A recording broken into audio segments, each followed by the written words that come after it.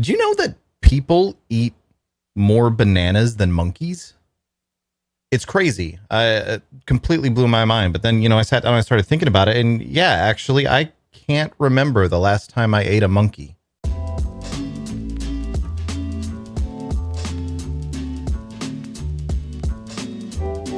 What's up, everybody, and welcome back to Sounds Good Makes Sense, a discussion show for the World of Warcraft player. My name is Devilor, and today we're going to dive back into Season of Discovery, now that it's been out for about a month, and try to answer a question that was on a lot of people's minds right when it was first announced. That question, of course, is Season of Discovery Classic Plus? And what the heck does that even mean if it is? And once we've explored that idea for a little bit, we're also going to spend some time going over my personal Season of Discovery wish list. What are the things that I really want to see them do in the future for Season of Discovery?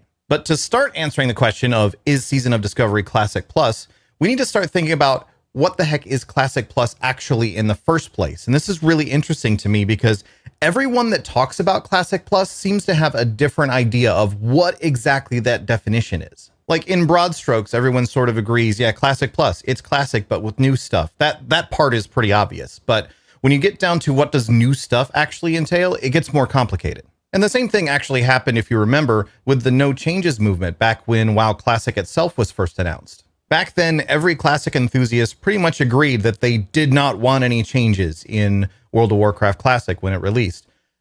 But what they considered a change, that differed a little bit from person to person. And this is something that I experienced a lot as a community manager on WoW at the time, was you would talk to someone who they were very hardcore. Yeah, no changes. Give us the pure vanilla experience, no changes whatsoever. But if you talk to them for 20, 30 minutes, eventually you would find something that they were actually kind of hoping would be in vanilla or in WoW Classic that was introduced in a later expansion. Now, most of the time, this is just basic quality of life stuff. Things like area loot or instant mail to alts or implementing the BattleNet friends list so they can keep track with people better. Stuff that doesn't actually really impact your gameplay in any noticeable way. But sometimes you'd see somebody throwing around hashtag no changes, but they'd also be like, yeah, but transmog is fine. The barbershop is fine. Bring those in. They would not consider those a change because they didn't alter the gameplay experience, really. They just let you customize your character some more. That's not a change, right? And regardless of whether you or I or really anyone considers that to be a change, it was still the opinion of some people that, yeah, no changes, but that doesn't mean don't implement things like transmog. And this is completely normal. This just happens by the nature of how conversations exist. Usually if someone starts talking to you about Classic Plus, or they start talking to you about WoW Classic, or they say no changes, they're not then going to immediately give their list of things that is considered a change and not. They're not going to give you their entire manifesto. They're just going to say, yeah, I don't think there should be any changes. You'll be, oh, yeah, I also think there shouldn't be any changes. And you've both made your own assumptions about what that means. It's just the nature of the way people communicate. We tend to fill in a lot of the blanks because that's just way more efficient than expecting everyone to completely detail every single idea they ever have when they're trying to express it. So then, understanding that we need to try and consider a little bit more what is the idea of Classic Plus, let's start again. What is Classic Plus? What does that entail? I think the first thing that comes to a lot of people's minds for Classic Plus is, yeah, it's classic, but with some new content. Okay, then let's take the next step. What does new content mean in this mindset?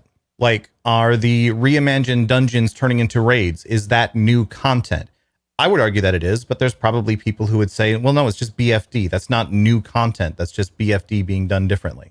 Are things like the rune system and the new abilities being added that way content? Again, I would say yes. But for a lot of people, content specifically refers to things like quest lines and dungeons and raids and the stuff you're going and doing while you're using your abilities, not necessarily the abilities you're using yourself. So again, that's a question. Do you consider that to be content or not in the terms of Classic Plus? Even the zone-wide PvP events like the Ashenvale event, personally, again, I would call that content.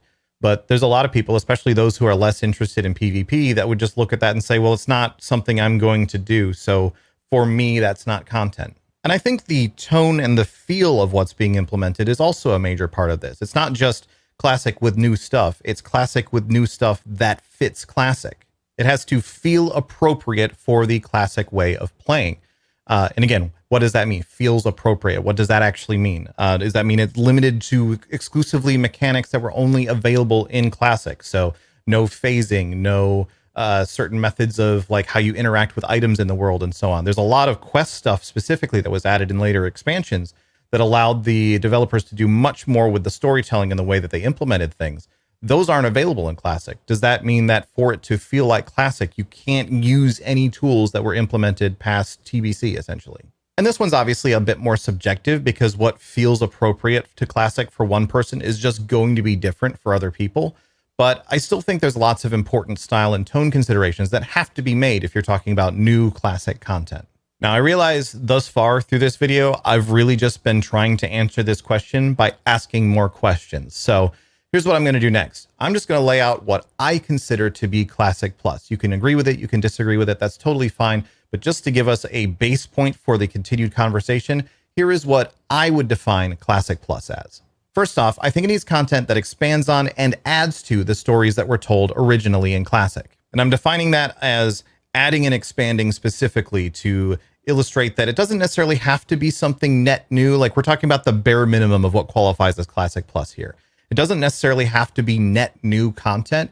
It just needs to be something that tells more of the stories that were already there. And I give Season of Discovery half of a point on this one so far. They do add and expand a little bit on the stuff that's going on in BFD. And there's a couple of other things, especially through some of the rune quest lines, that expand a little bit on some stuff that was pre-existing. But for the most part, it's all very, very safe. Like, yeah, it's all fine. There's nothing wrong with any of that stuff that they've been adding in. It's just all very non-committal. Like, there's nothing really substantial to any of the additional story that's being told here. I would like to see them like really take that and run in with it, really lean into it a little bit more. My second thing that I would say really is a requirement at a bare minimum for something to be considered Classic Plus is new things to focus your playtime around. And the distinction between this and the last thing I was just talking about of new content that expands on the stories is that a really great quest line would expand on the story. It would add to the story that was going on, but it might only take like an hour. For something to be considered Classic Plus, it needs to have some stuff that you really can dig into, that you really consider a focus for a significant portion of your playtime, at least for a little while. And so obviously things like the Black Fathom Deeps raid and the Ashen Vale PvP event, they fit the bill pretty well for this. The BFD raid especially is something that you're really going to spend a significant portion of your time either gearing up for, going in there and actually completing it, and actually like it's a decent focus for you to do at level 25. In fact, you could even argue that most of the people that are doing the Ashen Vale PvP event aren't really doing it for the Ashen Vale PvP event. They're doing it so that they can get the rewards, which they then intend to take into Black Fathom Deeps. Either way, the raid definitely qualifies. Ashen Vale, I think, mostly qualifies for this. The one thing that I would say that they added that doesn't is the other new reputation grind, the Azeroth Commerce Authority / Durotar Logistics and Supply reputation grind. And I point this out because, well, yes, it does take a lot of playtime, and it is something that you will probably focus a fairly significant portion of at least your leveling experience and early level 25 experience towards. You're really only doing that so that you can get the rewards and then go do something else. It's also, frankly, just not a lot in the way of content. Like, you just get a box and go to Stormwind sometimes. The third thing that I would say is necessary for something to be considered Classic Plus is that it should also refresh and revitalize the way that you play the original Classic content. And obviously the rune system nails this. Like, it's completely, that handles this entirely. This bullet is, we can check this one off already. But I would also say things like the level 25 cap and the upcoming level 40 cap, those are also things that help to revitalize the way you're approaching Classic content by just changing the point where the end is so that you find new things to do to fill your time at those like breakpoints. In fact, if this was the only qualifier for whether or not something was considered Classic Plus, I don't think there'd be any, I wouldn't be making this video. There wouldn't be any question of whether or not Season of Discovery is Classic Plus if all it took was plus up the way that you do the original content a bit. And for many people, that probably is all that it needs, which is why you see such variance in terms of whether or not people consider SoD to be Classic Plus. For me, there's a couple other things that I want to see. Another very important qualifier that I'm going to throw on the end here is that whatever new stuff is implemented, it has to fit the style and tone of the best of Classic's content. And the reason I'm specifically saying the word best in that sentence is because I don't think you have to make things annoying just for the sake of being annoying so that it feels like Classic. There is a ton of content in the original release of World of Warcraft that is perfectly fine and doesn't make anyone hate themselves and is great. You don't have to implement those specific pain points from Classic, things where it just wasn't fun for a while, just to retain that Classic feel. I'm not saying make everything easy. I'm just saying it doesn't have to be annoying purely for the sake of being annoying. And the last thing I'll add for something to be truly considered Classic Plus, and this is of some particular relevance here, I don't think it should be seasonal. Like, the term season really implies, yeah, this is something we're going to do for a little bit and then it'll go away. I think we need a firmer commitment to the longevity of this content for it to truly be considered Classic Plus. Now, I don't necessarily think that it needs to stick around forever. Like, I wouldn't mind if at some point they do have an end to it and they start up another round of it or whatever. Like, that would be totally fine. I just think the span of a typical quote unquote season is probably a bit too short for something that would be considered Classic Plus. Fortunately, I actually think Blizzard might be moving away from the seasonal model for Season of Discovery. If you remember the video 2 weeks ago where we went through the 2024 roadmap, they've got stuff planned for Season of Discovery all the way through the year. And what I said back then, and I still agree, is if it lasts longer than a year, is it really a season? And if they're going to continue support past the year, if support continues into 2025, I think at some point they just got to stop calling it Season of Discovery. But with all of those definitions in place, let's look at the current status of Season of Discovery and try and make a conclusion. Is this Classic Plus? And for me, the way that I'm approaching this, I would say it's not quite Classic Plus yet, but it's really close. In fact, it's entirely possible, and I'm very hopeful that in the next phase, when we go up to the level 40 cap, the new things that they implement along the way will take it across that tipping point, at which point we can easily say, yeah, this is totally Classic Plus. Now, all of that is just sort of my idea of like, what would be the bare minimum that is required to consider SoD to be Classic Plus? There's a lot of directions they can go that would expand on that and go even further that I'd really love to see. So let's take some time and think about what I would consider to be my SoD wish list. The first and probably biggest thing on this list that I would really love to see the Classic team go headlong into is the idea of embracing entirely new stories. Now, we know from something that Chris Metzen said recently that they consider everything in SoD to be canonical. This isn't an alternate timeline. This isn't some sort of non-canon offshoot sort of thing. This is all part of the actual history of World of Warcraft. But he also said that the approach is the idea of, he used the term found photos to indicate something that maybe this was something that you just kind of never knew these characters were up to, as just like, oh, that's interesting, off to the side. I really want to see them go for more than just, oh, that's kind of interesting as a response. I really want to see them dig into this and say, what are some new things that we can tell that were occurring at the same time as all this other stuff? So not just a case of some found photos of characters you already knew were existing and so on. I'd really love to see them take the approach and let the Classic team really treat this more like a D&D campaign. For anyone who's maybe less familiar with tabletop games, there's typically these things called source books, and these will be something that establishes a setting, establishes some canon for a universe, and establishes some events that have already occurred inside of that setting. If you've heard of things like Dragonlance or Forgotten Realms, those are things that have these source books that are treated as canon inside the story of those campaigns, but players then go and tell their own stories using that as a backdrop. I want the Classic team to be able to take World of Warcraft and use that as their source book. Look at that and say, yes, these are the facts that have already been pre-established. Let's tell new stories that occurred either related to that or completely tangentially to the stuff that already happened. And I think a lot of what they're doing already could easily build into this. One example that comes to mind is for the Paladin Seal of Martyrdom rune. You come across a character who's like, yo, I was a Paladin, but now I'm embracing this other form of magic instead. Talk to me and blah, blah, blah. I could teach you the ways of the dark. I don't remember exactly everything that she said, but it's this idea of this dark Paladin, essentially.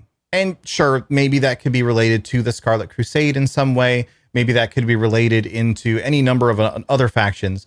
But what if they just came up with a whole new sect of the offshoot paladins that were embracing this whole mindset? I just think as long as they're careful, as long as they are sticking to what made Classic feel like Classic, again, that whole, what was the best content of Classic, make it fit that style and tone, I would love to see them start embracing entirely new things inside the World of Warcraft universe. Similarly, my second bullet on my list here is entirely new dungeons and raids. And I don't just mean converting old ones. I mean, come up with something entirely new. Give us a new environment, not something that you had to go and find some unused asset to create this in. Still do that, but also give us something new. Give us a new Classic experience. And a big part of why I think them embracing new stories is so important and why I would love to see that so much is because I think that's kind of mandatory in order to embrace the idea of net new content to actually complete. Now, that said, not everything on my wish list is make new stuff. There are some changes that I would like to see to existing things. A big one here, I would like to see them shrink the 40-player raids down to 20 players. So Molten Core, Blackwing Lair, Encourage, Onyxia's Lair, even Naxxramas. I would like to see those come down to 20. Maybe 25 if that's easier for some reason for them to implement, but 20 would be the number that I would start with. I just think in 2024, 40 players is too many to try to organize together. Hell, it was too much in 2007 for TBC.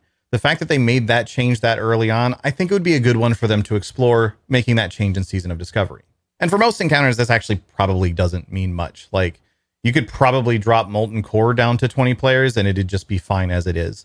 Blackwing Lair, there's probably a couple mechanics you'd need to mess around with on fights like Nefarian and Chromagus, but otherwise it's fine. AQ, again, mostly it's going to be just a matter of reducing numbers. Naxxramas will be more difficult because of the way that certain mechanics, especially in the Death Knight wing, worked on Instructor Resuvius and the Four Horsemen. But fortunately, they already made those changes for Wrath of the Lich King, so maybe they could just pull some of those ideas and those implementations over. And hey, maybe they could even consider reducing the 20-player raids down to like 10 or 15 as well, like Zul'Gurub and AQ20. Take those down to a smaller raid size. I just think that will help so much with the longevity of Season of Discovery if they make it a bit easier for us to get into that endgame content without needing a literal company's worth of people to get things done. I'd also like to see them do more experimentation with class design, kind of like they've already been doing. But the big caveat that I want to put on that for my wish list specifically is that they let the runes do the heavy lifting. Like, if they went in and did some minor tuning to talents and spells, like, I wouldn't hate it. I wouldn't be too upset. I just think it would be best if they try to make all of that happen through runes as much as possible and leave the talents and spells alone if they can. Whether or not that's actually achievable, well, frankly, remains to be seen because we don't know what additional runes they're going to be implementing in the future. And it's entirely possible that some new runes come out that they then have to go, yep, this talent's got to go. We got to replace it with something else. But I would really hope that they design things in such a way where that doesn't happen. And the last thing on my wish list is really just more quality of life stuff. Things like we mentioned earlier, like instant mail to alts or guildies or AoE looting. I think that would be great to implement. I'd also really like to see the nameplate distance bumped up a bit. It's kind of infuriating. I also think they should just go ahead and implement the barbershop. I'm still not completely sure on transmog how I feel one way or the other on that, but the barbershop at the very least, let me change my hairstyle. What does that, what problem does that cause? And if we want to get really specific on quality of life fixes, can we get rid of the Hunter Dead Zone or at least get better at like hitboxes on bosses? Because Akumai is going to make me lose my absolute Anyway, let's wrap this up today by answering some questions. And I want to start this off by giving some clarity to a question that I answered last week about whether or not I'd be bringing back TankSpot. So to be clear, the point of the question I answered last week is that we will be doing encounter guides again in the future. At least that's the plan. I'm not going to bring back the actual website TankSpot for two reasons. One, much like the Weekly Marmot, that's not a trademark that I own. I literally do not have the legal ability to bring back TankSpot. Two, I'm not convinced that a forum community website in 2024 actually makes any sense. Like, there's really nothing that TankSpot provided back then that you can't get from a Discord server today. And I already have a Discord server. So we're not planning to bring back TankSpot in that sense. But in the sense of at least putting out encounter guides and the YouTube content that TankSpot was producing, I plan on producing similar content here. The other question for today comes from Taldemar, who said, question for the content creator, what is the best way to support you? Are there major benefits to Twitch subs, YouTube tips, and memberships or some other way, or is it pretty much all the same? So the first sort of cop-out answer that I'll give to this question is that the best way to support me is however you like. Whatever choice you decide and whatever way you feel would be the best to support me. I'm never going to get upset if someone did a Twitch sub instead of a direct donation or something like that. Any support always helps. So the best way to support is however you feel is appropriate for you. Even if that's just watching the video and clicking the like button, it all helps. But I also recognize that that's not really the question here. They're more asking like, what is the way that I receive the most support from the thing that you have done? And in that case, Most of them are pretty similar overall. Technically, a direct donation is always going to be the most one because there's no real cut that's taken from that. Most other things take the cuts about on a similar level.